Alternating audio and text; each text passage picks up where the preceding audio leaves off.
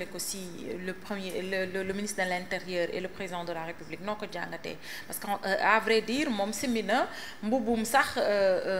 premier ministre bi mu nekk interpellé na nee na ñoom la ñuy woo ñoom la ñuy xoqatal ñoom la ñuy kii ba léegi dara xewul donc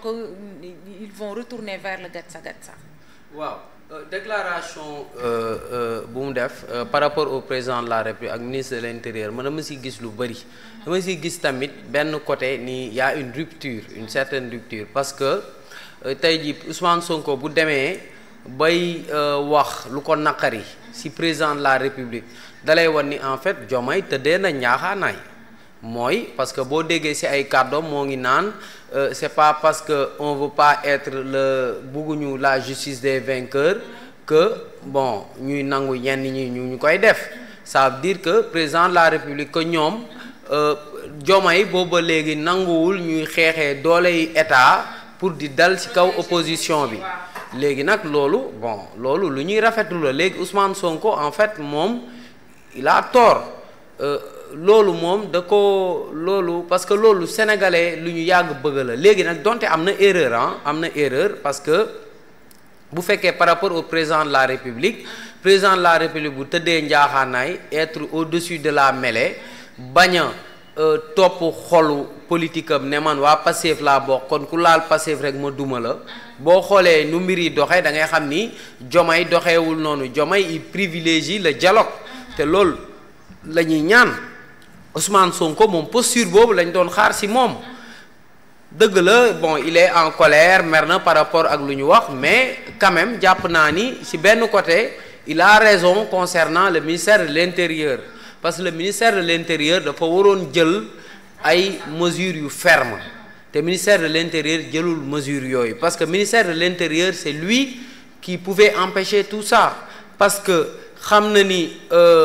y a de l'électricité dans l'air moom depuis lors quand même mënoon na fexe ba encadrer au moins yenn caravanes yi comme gis nga ce qui s'est passé à Diourbel avec Anta Babacar Ngom ak les gens de Pastef bon je sais pas gis nga ce qui s'est passé à Saint-Louis ak yeneen donc le ministère de l'Intérieur am na erreur ci côté boobu donc Ousmane Sonko il a raison ci benn côté mais quand même il n'a pas à dire non le ministre de l'Intérieur s'il ne résout pas le problème dans 24 heures man je vais qui ça c'est irresponsable de sa part. En plus ne serait-il pas de la provocation de dire que rendez-vous baobab. Non loolu erreur la. parce que communication bi parfois dafay xaw a def défaut. c'est là que Diomaye il communique bien. Oui parce que Diomaye am na posture. c'est le Sénégalais c'est le président de tous les Sénégalais aussi. waaw Diomaye am na posture homme d'État. mais Ousmane Sonko moo desee doon homme d'État parce que des fois day topp ay émotion am te nit booy jiite doo topp sa émotion doo topp sa nafsu. doo topp say bëgg-bëgg da ngay xool lu logique. lu mu wax noonu c'est pas logique tey ji bu fekkee ni dem na Baobab ay mort am fa kan lañ koy imputer c'est comme le discours qu'il avait eu quand il a été convoqué par la justice c'est le même discours là parce que am na discours boo xam ne nii boo ko amee dañ naan la appel à l'insurrection am na benn discours boo xam ne nii boo ko kiwee c'est un appel au meurtre c'est le même discours qu'il a donc il a dafa war a éviter yenn discours yi léegi nag bon comme je l'ai dit il y a une part de responsabilité du ministère de la Justice aussi parce que le ministère de la Justice quand même s'ils avaient agi problème am diggante Abass Fall Barthélémy Diaz nga teel a aspect dissuasif bi dafa waroon am ñu teel a jàpp ay nit tëj leen. mais nañu ñaari camp yëpp mais dafa yéex ci loo xamante ne c'est parce que boo déggee démb Ousmane Sonko te y a des vidéos boo déggee démb Ousmane Sonko il l'a évoqué mais moom dafa gis ni dafa am 2 poids 2 mesures parce que dégg nga mu naan wéy parce que taal nañu fenn ñu naan ay militants passifs la ñuy déglu boobu ba léegi ñun la ñuy déglu ainsi de suite il a l'impression que léegi nag loolu laal ne c'est inédit que un homme d'État koo xam ne yow tu es le premier ministre yéenay jiite réew mi ngay taxaw di aalu naan way justice bi man respecté wul samay kii ça laa ne c'est en fait c'est louable quand même si côté boobu parce que ça montre que tey jii ñoom si benn côté justice bi en fait ñoo ngi siy liggéey si benn côté parce que le ministère de la justice tamit nekkul rek comme président bu kii bu waxee wala premier ministre wax dara rek nga jug dem def, mais il agit avec sa conscience. léegi nag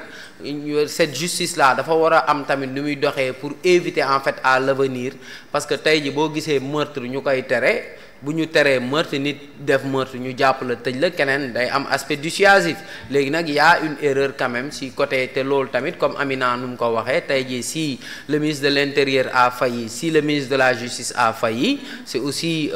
l'échec de Ousmane Sonko, parce que c'est lui qui a choisi son gouvernement. Merci beaucoup Aminata. Kaddu yi nga xamante ne moom yëkkati na ko dans la généralité, parce que ay kaddu la yoo xamante ne ça suscite beaucoup d'interrogations, jëm ci le gatsa bu ñëwaat, jëm ci fajalaat sa bopp, jëm ci le mot vengeance. xam nga ce sont des mots yoo xamante ne tey jii nga utiliser ko, ça heurte surtout de l'autre camp. noo ko jàngatee. Il a été poussé jusqu'au bout dañ ko sës ci miiru wis bi, parce que ak luñ ko mënti waxal ñun xam nañ que ni Ousmane Sonko jeunesse bi ay xaritam lañ, te ñu gis un jeune boo xam ne loxo bi ngaalu loxo bi la ñu yóbbu, loolu ça fait mal au cœur ci loo xam ne waa mal au cœur ci boo xam ne yaa soi-disant benn intercoalition bu nga xam ne ñoo nekkoon ci benn gox di def leur caravane, di bañ ñu tudd fa turu nit, ba tax di yaa les gros bras qui sont revenus, les nervis, di bëgg a semer la terreur sur la ville de Saint-Louis. Kenn mënu ko expliquer. te ñu fàttali ni rek ñaata plainte lu dugal auprès du procureur,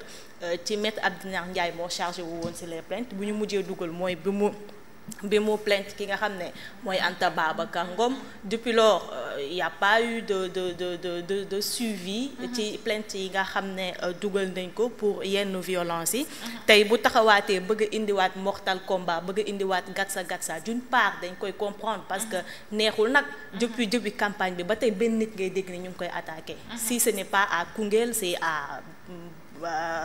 Mbacké, aussi ce n'est pas à Mbacké, c'est à Saint-Louis. dafay métti mu mel comme Ousmane Sonko rek li kii doon wax mu mel ne Aliou moo nekk ci livre Aliou, mais tout le temps on entend que dóor nañu waa Pastef fii, attaqué nañu waa Pastef fii. Là y a problème. Dans le cadre de ces paroles, man je condamne fermement, parce que comme j'ai dit, taxawoon na fi Grand Théâtre ne ministre de l'Intérieur ou ministre de la Justice daf ma woo ne ma kii loo si xam, ma ne ko defal sa liggéey. Cela veut dire que c'est lui le chef, c'est lui moom moo chefu ministre de la Justice, chefu ministre de l'Intérieur. Peut-être kon tey jii bu ne défaillance dafa am tey,